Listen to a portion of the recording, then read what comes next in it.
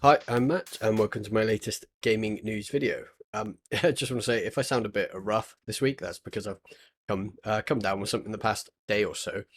Anyway, I will be covering recent gaming news, as well as some other gaming-related things in this video. I'm grateful for any feedback, so if you feel the need to do so, please leave a comment below. You can also like and subscribe if you're enjoying my videos. I'm now getting some gaming news from the past week or so. First up, today we have some PlayStation news. The boss of PlayStation, Jim Ryan, will be retiring next March, so next year, 2024. This is after around 28 years at Sony. His official title is President and CEO of Sony Interactive Entertainment. Ryan gave a statement where he wrote, quote, I will be leave having been privileged to work on products that have touched millions of lives across the world. PlayStation will always be part of my life, and I feel more optimistic than ever about the future of SIE.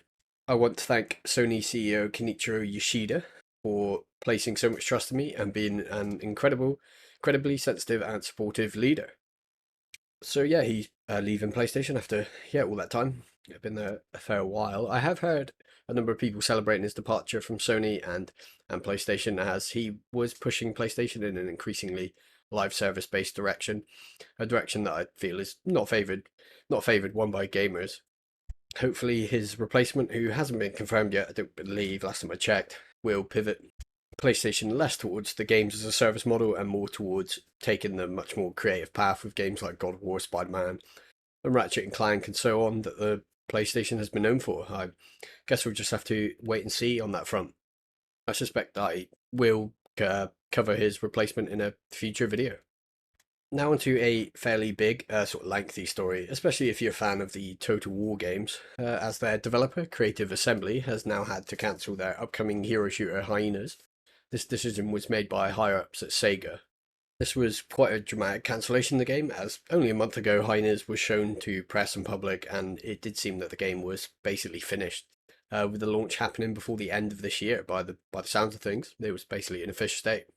In a recent financial statement, Sega said that the decision was made due to the quote, lower profitability of the European region, and quote, the resulting action will be to cancel Hyenas and some unannounced titles under development. I will put up an image of this next tweet. Creative Assembly's Hyenas official X account tweeted, quote, hi everyone, we are so sorry to announce the end of Hyenas development before we were ever able to bring our full vision to you. While the decision to cancel the project has not been made lightly, we know that doesn't make it any easier to accept for you or for us. We knew our plans were ambitious and we knew we were diving headfirst into competition with some of the greats, but we believed in the journey and we're proud to have taken every step along the way. We hope you'll join us in remembering the action-packed Zero-G chaos and the die-hard community of players who helped us make it special. So many people poured their hearts into this project for many years. Please be kind and considerate to them. As the news sinks in, we are working hard to find new roles within the business for the incredible talent that helped put Hyenas together. Thank you for your support, the Hyenas team. I will say this, it's a bit of a surprise. As I mentioned, the game was being shown off up until very recently. Although I guess now I sort of think about it, it's not like a huge surprise.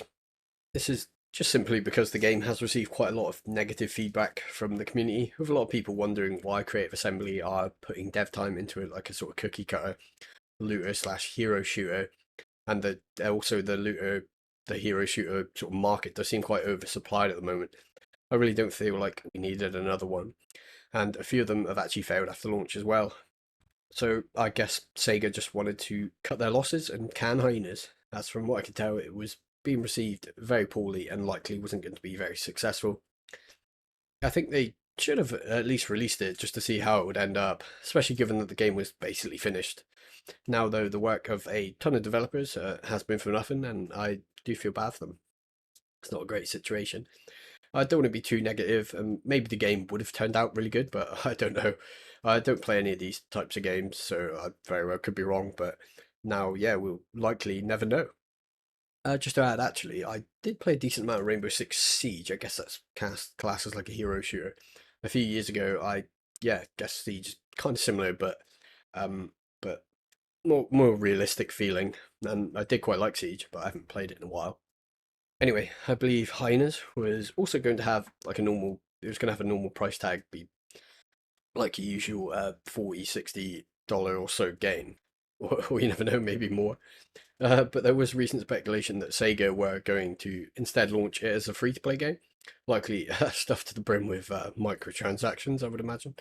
It looks like the decision to even develop Hyenas in the first place was made by the higher-ups at both Sega and Creative Assembly, and was likely decided upon a while ago when these types of hero shooters were more popular and when the market was less saturated, I guess.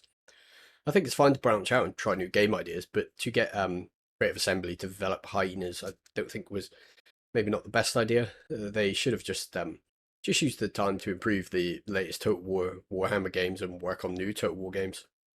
I will add, however, the a few times they have branched out, they have made some good games. Case in point, Alien Isolation.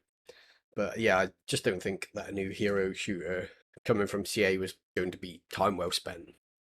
Also, Creative Assembly have had a rough few months with a Total War Warhammer, with yeah, a lot of Total War Warhammer fans up in arms about recent price changes, specifically affecting, I believe it was the recent Shadows Change DLC, which received like a more than double price hike, I believe, of the previous DLC. And also Total War Pharaoh, their next historical Total War, so far receiving a rather mild fan reaction. Something that I will cover later in the upcoming game section as it's out soon. And just to add this bit in here, when I was researching a bit more, there has been an update on the Hyenas Creative Assembly front. And yeah, sadly, Creative Assembly has confirmed a number of layoffs will occur in the near future across the UK-based game studio. Also, some new details alleged that Hyenas was Sega's biggest budget game ever.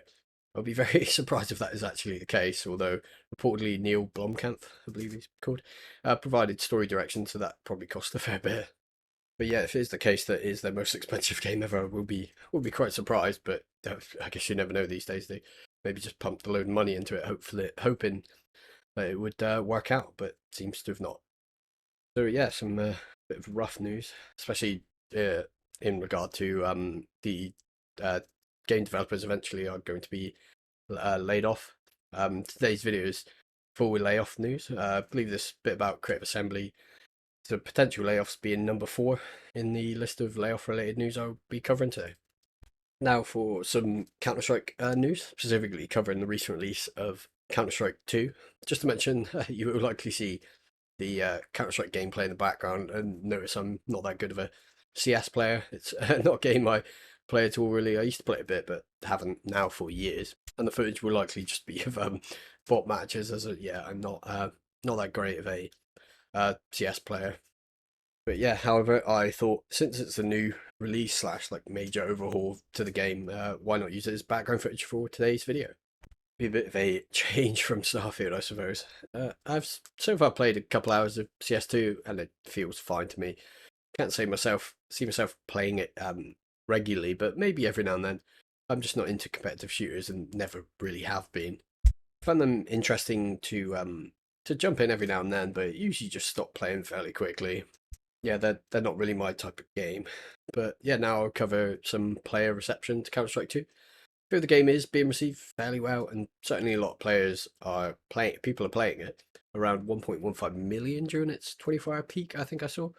This is likely helped by the fact that it was a free update to Counter Strike Go. I guess it does enough to earn the moniker CS2, but not everyone is happy with it.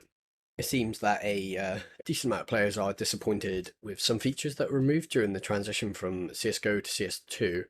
These missing features include, but are not limited to, a number of competitive maps being removed, workshop maps, arms race, flying Scotsman or Scoutsman, and danger zone modes, and also removal of Mac support and so on, a few other things. It's also possible, also isn't possible to roll back and play the previous CS version, CS:GO, from what I could tell. But yeah, as I said, someone who doesn't really play CS, these changes I guess don't affect me, but I can see why people are annoyed with some of them. On Steam, Counter-Strike 2 has been receiving some criticism in the form of user reviews, as it inherits CSGO's Steam page along with its reviews and so on, with 73% of recent reviews being positive, giving the game a mostly positive rating. For comparison though, all reviews, it has a very positive rating, with 88% of all reviews being positive. So yeah, it's definitely dropped a bit since the release of CS2. hopefully, as time goes by, Valve will reintroduce those missing features and modes, and I suspect that they will, as Counter-Strike is their most popular franchise, I believe, currently. I suppose we'll just have to wait and see, though. Hopefully, yeah, they do improve things. And yeah, I may play it a bit more, but don't expect to see any more it uses background footage, I would have thought, in the future again. Next up, I will go over how Assassin's Creed Mirage is being received. By the time that this video goes up, Mirage will be fully released, and critic reviews are already out for the latest mainline Assassin's Creed game. From what I can tell from critic reviews, the game is fine, nothing special, but certainly not bad. I watched G-Man Live's review for the game and SkillUp's review for the game. The former G-Man preferred it more than the latter SkillUp, with SkillUp actually not recommending it. On Metacritic, and at the images of the scores at the time of I checked, the game has a generally favourable rating, with a 77 Metascore on the PC and PS5 and a 78 on the Xbox Series S. At the time of checking, the PS5 version had the most critic reviews with 75, followed by the Xbox Series S with with 25, and finally the PC with 15. There were no user reviews when I checked, but I will add a screenshot in of the game's user score if it is revealed by the time I'm editing. And the last gen console versions didn't have enough reviews to garner a score when I checked. The one PS4 review available that I looked at gave it a 55, so not great. But that is only from a single review when I looked. Also, just to mention, the game is only available on PC via the Epic Game Store, and I think Uplay, or whatever Ubisoft has decided to call their PC storefront / app now. Pricing actually surprised me. I suspect the game was going to be more expensive given the price of some AAA games these days. It is, I believe, £45 for the standard edition and 50 for the deluxe edition. And I'm not saying that I'd be willing to pay that. I wouldn't. But yeah, I was expecting it to be £60 or like 65 for the standard edition. Just for comparison, the US version is similarly priced, currency conversion wise, taking that into account, at $50 for the base version and $60 for the deluxe. You can also get it through Ubisoft Plus for around, I think, £13 to £15 or dollars a month, depending on the subscription, which might be the better way to give it a go if you're not sure of it. I'm fairly certain, at least from what I've seen, gameplay and the reviews I've watched, that you can finish pretty much everything the game has to offer in that month. So yeah, Mirage does seem to be getting somewhat favourable reviews depending on the reviewer. I was hoping for a better showing, I guess, but mid 70s or 7/8 out of 10 is fairly good, I feel. I suspect those who prefer the more linear and streamlined Assassin's Creed games of old may prefer Mirage to the likes of Origins, Odyssey, or Valhalla. And just to add as well, there are a number of games that got sort of average reviews that I ended up really liking, so I'm sure people still very much enjoy Mirage, and I did see some reviews giving it 8s and 9s. So yeah, I would likely try it. I may give it a go someday, but I still need to play through Odyssey and Valhalla before I do so. But yeah, does seem fairly decent. At least it's not a bad game. Now for a couple of pieces of Nintendo related news. First up, Nintendo has said that it will continue to support the Switch and produce games for the handheld console into at least 2025. In a recent interview for the Japanese publication Nikkei, Nintendo president Shintaro Furukawa pledged to provide games for the Switch until at least March of 2025. In one part, he said, quote, "We're still working on software for the Switch for the fiscal year ending March 31st, 2025. It seems like these statements were given to reassure Nintendo Switch owners that even if the Switch, in quotes, 2 releases next year, that the original Switch will still be receiving new games. I was fairly certain this would be the case, as I'd expect a lot of unhappy customers would sort of blast Nintendo if they dropped the Switch development as soon as the next gen Switch releases. And yeah, as I covered a bit of context in a few recent tech news videos, actually, the Switch is successor. I'll simply refer to it as the Switch 2, is more than likely going to release in the second half of next year, with an announcement a few months earlier. And leaked details point to Switch 2 development kits already having been in the hands of select developers for a little while now. There are also leaks that the device will be compatible with the current Switch, gaming-wise, allowing Tears of the Kingdom and Breath of the Wild, among other games, to be playable on the next Switch, which is, yeah, good news to me. But yeah, I suppose at least we know now that the current Switch will continue to receive first-party game support for a while yet, and I suspect third-party support for longer. The second bit of Nintendo news is some sad news. The company is shutting down 3DS and Wii U online servers in early April of next year. In a tweet on the 4th of October, the Nintendo of America X account revealed this news. They also linked a page detailing all of the changes that will come as a result of these servers being closed. I'll put relevant links in the description as usual. In the tweet, and I will add an image of the tweet, Nintendo of America said that, quote, as of early to April 2024, online play and other functionality that uses online communication will end service for Nintendo 3DS and Wii U software. Thank you very much for your support, continued support of our products. They also did mention in the post on their website that the planned server shutdowns are subject to change and may possibly close sooner than early April of next year. One notable exception to this almost sort of total server shutdown, I guess, is Pokemon Bank. Although Nintendo did say that this service will also be shut down, but at a later date. Going by what the IGN article says, Pokemon Bank is the predecessor to Pokemon Home and allows the transfer of Pokemon between older Nintendo devices, and is the only way to transfer Pokemon from the older games onto the Switch. I'm not quite sure how it works. I've never used it. They also said that games can still be played offline on 3DS, Wii U, and other devices. This is expected, however. Some sad news, especially if you still play multiplayer games or use services that have an online component or require one on one of these devices, on one of these consoles. Looks like Nintendo won't be reverting this once it's done, but maybe modders could somehow re-enable some online functionality at a later date. Kind of how you can still play like PS2 and PS3 games online. Now, the next few stories are related as they are all about recent gaming company layoffs. First up, we have Epic Games. You likely know who they are. They make the Unreal Engine, the Epic Game Store, and Fortnite, among other things. I think those are the mainstream sort of things they're known for. Anyway, we now have confirmation from Epic that they would be laying off a significant amount of employees, around 830, with about 2/3 of the job losses affecting teams outside of core development, as they said. So that is, a lot of people that will lose their job, which is really bad, obviously.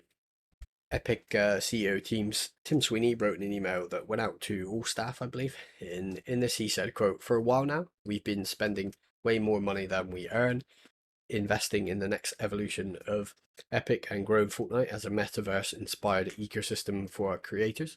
I'd long been optimistic that we could power through this transition without layoffs, but in retrospect, I see that this was unrealistic.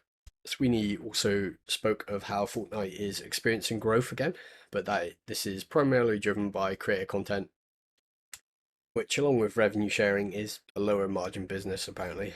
He also said that Epic is making, quote, ongoing efforts to reduce costs. All approximately 830 workers affected by the layoffs will receive 6 months of base pay as part of their severance package, as well as Epic paid healthcare in the US, Canada, and Brazil. Epic also mentioned that there should be no more layoffs after the 830 employees are let go, as this will, quote, financially stabilize the business. The next news piece regarding layoffs is for Naughty Dog. Naughty Dog are another game company you've likely heard of, like Epic. They are the developers behind The Last of Us, Uncharted, Crash Bandicoot, and Jak and Daxter, the Jak and Daxter games, among others. Naughty Dog has reportedly cut contracts early for approximately 25 contract workers and allegedly pressured staff to keep quiet, which makes the situation even worse if that is indeed the case. And if some other reporting is true, actually it gets worse. I'm going over the Video Game Chronicle article, but Kotaku provided the original report and had received these claims. I will cover from what its own sources revealed. It looks as though most of the contracts that were cut short are for workers in QA, quality assurance. The sources also claimed that this is where it gets worse, I guess. These workers will have no severance pay, and as mentioned, employees affected are, quote, being pressured to keep the news quiet. The affected workers aren't full-time staff, according to the article, but still, if these claims are true, it's not good. Not a good look for Naughty Dog. This is all happening at the same time that Naughty Dog are having some issues developing a multiplayer spin-off of The Last of Us.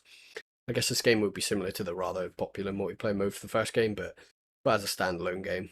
Apparently, the spin-off multiplayer title has been scaled back due to negative internal review. And the final news piece in regard to layoffs is for the company Team 17.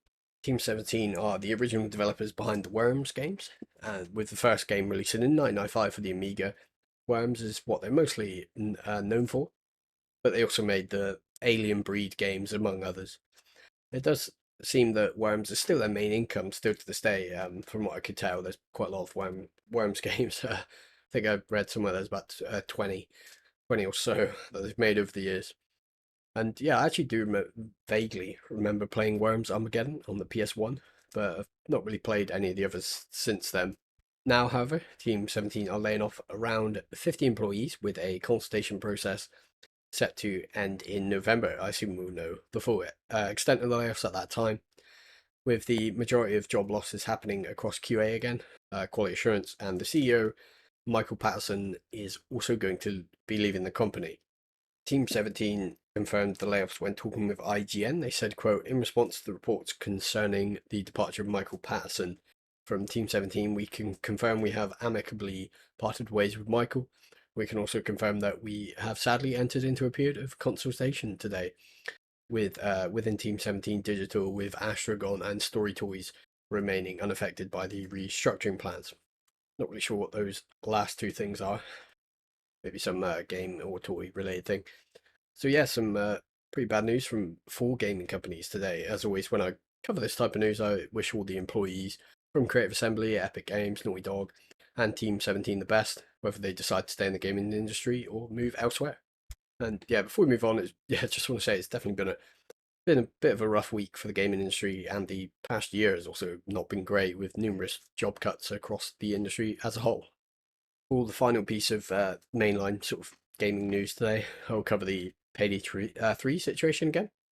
As I covered in a previous gaming news video, Payday 3 had a very rocky launch with a huge server problem. This ended up causing players to be unable to play the latest Payday games multiplayer, given it's online only a game. That was a massive issue. Due to this, the game received massive backlash and even made Starbreeze change its server provider, at least they said, and also said that Starbreeze is going to look into developing an offline mode for Payday 3. According to Starbreeze Studios, scheduled server maintenance, which was carried out last week, has fixed the matchmaking issues. If that is the case, then I guess they've done a decent job of getting it sorted, but surely they should have had everything ready for launch. At least they sorted the issues now, though, I guess. Even though these issues are apparently fixed, the game still has a mostly negative rating on Steam, with 39% of recent reviews being positive. At least that is a bit better than the last week when I covered it, or the week before. Interestingly as well, on Steam at least, Payday 2 has around 3 times the current player count of Payday 3. When I checked, Payday 2 had around 32,000 players versus Payday 3's 9,600. So people seem to want to play the previous game instead. Maybe that will change once Payday 3 matures and the game is updated more. Starbreeze also released a roadmap detailing what will come before the end of this year. I will put an image up around here. But yeah, hopefully the game gets better as time goes by, but it should have launched in a better state than it did, in my opinion. Yeah, it sounded like a really bad launch if you were a Payday fan. Now I'll move into the upcoming games. I've got some pretty big games to cover in this week's upcoming game section, including a few I'm really interested in. And as always, there will be footage and or images of games being covered throughout. First up is a pretty big game that I'm very interested in, and that game is Forza Motorsport. It's the 8th Forza Motorsport game, and the first one since 2017. I believe that the game is considered a reboot, and that is why it isn't called Forza Motorsport 8. I think the Forza Horizon games are good games, but I have been waiting for a new track-based motorsport game again, as I used to really enjoy the Forza Motorsport games, the older ones. I first played Forza Motorsport 3 on the Xbox 360 and loved that game, and then I played Forza Motorsport 4. I love that game as well. I played a ton of that on the 360 too. And yeah, Forza Motorsport 3 are yeah, great racing games. I still have my physical copies of them, in fact. But the third one, I think last time I checked, it had issues playing. I didn't play Motorsport 4 or 5 as I got a PS4 instead of an Xbox One that generation, and but I have heard good things about those two. But from what I can tell, number 4 is still considered the best, but I could be wrong. I did play, of course, Motorsport 7 on PC, and that was the latest mainline Forza release, and will be until the new one releases released next week. I spoke about 7 before a couple times, and I did like it, but not as much as I liked number 4. I will say I didn't play Motorsport 7 anywhere near as much as I did Motorsport 4. I just didn't enjoy it as much. It seemed more arcadey to me. It felt a bit more about the car collecting, and it kept giving me loads of cars for free as opposed to sort of earning your cars in number 4. I guess you do still earn them and win them in number 4, but it just seemed much less frequent. I prefer when you have to sort of work your way up through the ranks in racing games. This was what I felt I had to do much more in number 4, and especially in the Gran Turismo games, notably 3 and 4, both great games. I actually like the license tests in Gran Turismo games as well. I feel that they add to the sense of sort of accomplishment, I guess, when completed. I do do understand, however, that some people don't like them. I don't think they would add license tests into a Forza game, but I'd be happy if they did. But maybe just don't make them too hard or even optional to somehow work that into the game. Going on a bit of a tangent here about my sort of racing game history, but I think that Gran Turismo 4 is my favourite racing game, followed by Forza Motorsport 4. And though this isn't a sim racing game, Midnight Club 3 is in third place, and Project Gotham Racing 4 is probably just behind Midnight Club 3. Just to add as well, I would really like another Midnight Club, just like 3, though Rockstar doesn't seem to want to make one. But yeah, anyway, back to Forza. I'm hoping that this new entry to the franchise will live up to my expectations, but I'm not certain at the moment. I already have it pre-installed on my PC and would likely give it a go soon after release, although I'm still playing Starfield, so that does sort of have priority at the moment. So yeah, I may not get too much into it, maybe just enough to sort of see how it feels. Forza Motorsport 2023 is releasing on the 10th of October and is coming to PC as well as the Xbox Series X and S. It is also available day one on Game Pass. And yeah, that's how I'm going to play it through PC Game Pass. It was actually, if you bought one of the deluxe or premium editions, you got it, I think, 5 days earlier. So, day before this video would have went up, I suppose. So some people are already playing it, and there are some reviews out for it, but I won't touch on any of that until next week's video. Now, something I touched on earlier, the next historical Total War game, and that is Total War Pharaoh. I've been a fan of the Total War games ever since I first played Rome Total War back in the sort of mid 2000s on PC. And yeah, the game still holds up really well, I think. It's one of the oldest games that I sort of still go back to every now and then. I've got it on Steam. I also like the remaster of Rome Total War, but there's still something about the original look I really love. But yeah, back to the newest and upcoming game, Pharaoh. This game is set during the Bronze Age collapse, a time of sort of societal upheaval and war. We would add an image as well of the map around here, just so you can get an idea of where it's set. But yeah, region-wise, the map will encompass Lower and Upper Egypt, the Sinai Peninsula, Syria, Eastern Anatolia, and some western parts of Mesopotamia. So yeah, parts of Egypt, the sort of Fertile Crescent, the Near East, and so on. I was hoping for the map to be bigger and cover more areas, such as more eastern land into sort of modern day Iraq, and also the whole of Anatolia and parts of Greece that were sort of city states, I believe, at the time. But yeah, as you can see, it's not quite not that much coverage from the map image. Although, just to say, I have heard that the map has a similar amount of provinces to Rome 2, which had a fairly decent sized map. But I just feel they could have added more regions to the map, spread it out a bit. Although it won't surprise me if Creative Assembly add more regions in as DLC at a later date. The Steam page does note 3 DLCs incoming, and the more expensive version of the game you buy, the more you get, similar to how I guess a season pass works. I think that there is a lot of negativity surrounding Total War Pharaoh at the moment. This seems mainly because the game is being marketed as a fully fledged historical Total War game, while a lot of Total War fans think it should have been more of a spin-off game, akin to the Total War Saga games like Troy. But yeah, I hope the game's good, but I can't decide at the moment if I like the look of it. I mean, some ways I do, but I would like it to have map to have covered more areas and and things, but I think generally graphically it obviously looks pretty good. But I do kind of understand where people come from when they say it maybe should have been a sort of Total War Saga game instead of like a fully fledged historical Total War release, sort of like similar to Rome 2 or a Shogun and things. Yeah, it does seem to fit the more Saga sort of release size. But yeah, I do like the setting. I just would have, yeah, as I said, maybe the map could have covered a larger area. But yeah, I guess we won't have to wait too long to find out how the game is received. I may cover how its launch goes in an upcoming gaming news video, but I'll see. Total War Pharaoh is releasing on the 11th of October and is coming solely to the PC. Wouldn't have thought it would come to console, but you never know. The third upcoming game for today is Star Trek Infinite. This is a grand strategy game set in, as you likely have guessed already, the Star Trek universe. I would say that I guess I'm a fan of the Star Trek universe. I have watched some of the TV series over the years, although it's been a while and not the newest stuff, except for the movies. Also say I've always preferred Star Trek to Star Wars when people have asked me over the years. But yeah, I do think a grand strategy Star Trek game is a good idea. Star Trek Infinite does look quite similar to Stellaris, and in fact, this new Star Trek grand strategy is being published by none other than Paradox Interactive, though it's not being developed by them. A studio called Nimber Giant Entertainment is the developer for the game. Hopefully they do a good job. It looks fine so far, but they haven't made any games I've heard of, though some of their previous games have average or above average ratings at least. In Star Trek Infinite, there are 4 factions to choose from. If you're a fan of Star Trek, you can probably guess them, but they are the United Federation of Planets, the Klingon Empire, the Romulan Star Empire, and the Cardassian Union. Looks like there are a number of ship variants which vary on a faction by faction basis. One part of the game's description reads, quote, "With Star Trek Infinite, there is no singular way to play. Whether you wish to take the route of diplomacy, espionage, warfare, or a mix of all of these, there are multiple paths to victory.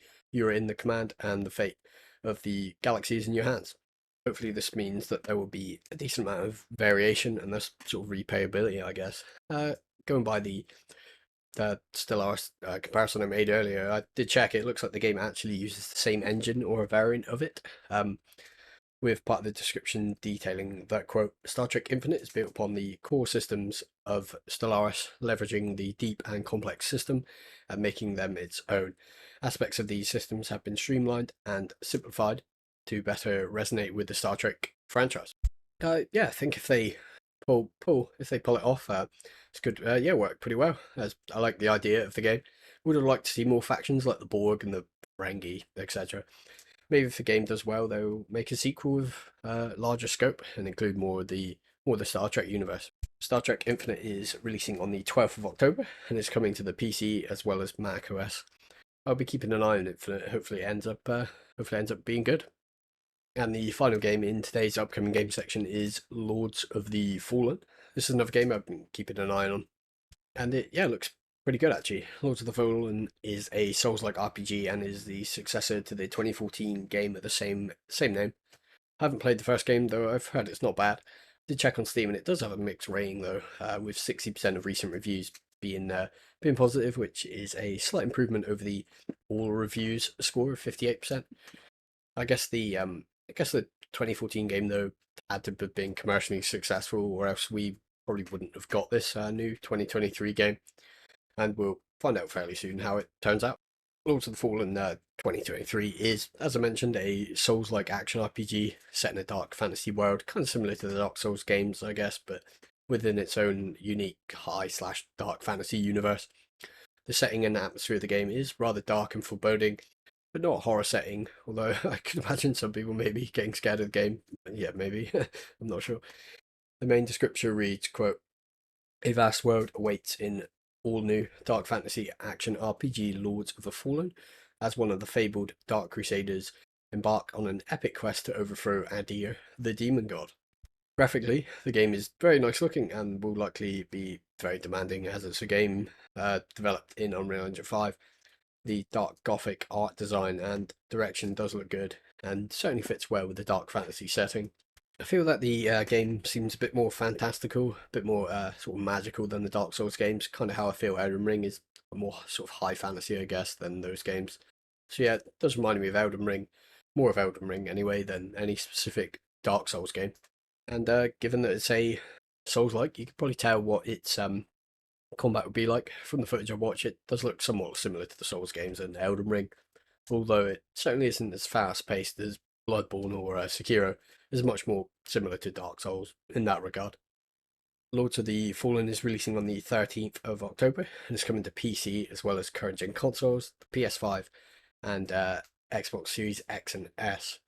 Yeah, I'm looking forward to how this game reviews when it releases. So we'll probably give it a go someday if if it reviews well. And before I move on to the video spotlight and wrap up, I'll do a quick game deals section. I've noticed a few game deals this week, a few big ones. There doesn't seem to be a big publisher though, or developer or genre sort of sale, but I'll just list off a few I've seen, and these are New World. That's 60% off. I've not actually played it, but I've heard it's a fairly decent MMO. Warhammer 40k Darktide, that's 35% off. It's got sort of mixed rating, but I've heard it's okay. No Man's Sky is 50% off, which is one of the bigger discounts I've seen for it. Yeah, I've heard it's a really good game after a bit of a rocky launch a number of years ago. Yeah, apparently it's a really great game now. Next one's got a pretty big discount, and that's House Flipper. This is another very well reviewed game, 90% off. Hunt Showdown is a game I've actually been planning on getting for a little while. That's actually 60% off. I've heard the multiplayer is actually really good for it. And yeah, it's like a online PvP, PvE game, I guess, made actually by Crytek, the creators of Crysis. Then we have Jurassic World Evolution 2. That's actually 70% off. I've actually, I think that might be the biggest discount I've seen for the game, possibly. Yeah, it's like a tycoon sort of game, a Zoo Tycoon. I might have to bring that up. Sort of that sort of game, but set in the Jurassic Park world with dinosaurs and whatnot. Then we have Pillars of Eternity 2 Deadfire. That's 75% off. I do have this game.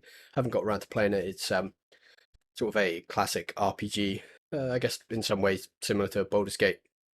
But yeah, it's another very well reviewed game.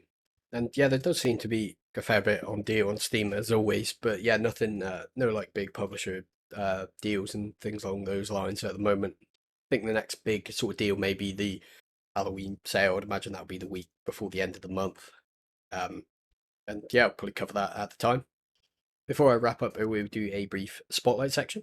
As I spoke about Assassin's Creed Mirage earlier, I thought I'd just spotlight the reviews I watched for the game. Those were two YouTube reviews, as I mentioned earlier, one by G-Man Lives and another by SkillUp, both gaming YouTubers I watch frequently. I'll link both videos in the description, as always. And yeah, that's all the game coverage from me today. I will be publishing a tech news video tomorrow, so check back for that if you're interested. As always, feedback is appreciated, so go ahead and like or dislike and leave a comment. If you enjoy my videos and commentary, feel free to subscribe. Thank you for watching, and I'll be back again soon.